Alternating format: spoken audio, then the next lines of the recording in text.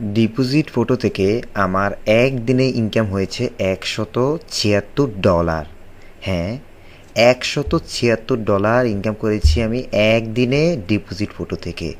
এটা আপনাদেরকে আমি প্রুফ দেখাচ্ছি। স্ট্যাটিস্টিক্সে আমি যাচ্ছি, যাওয়ার পর আপনারা দেখেন এই যে আমার অগাস্ট 26, 2025 সাল, $176 মাত্র একদিনের আমার ইনকাম।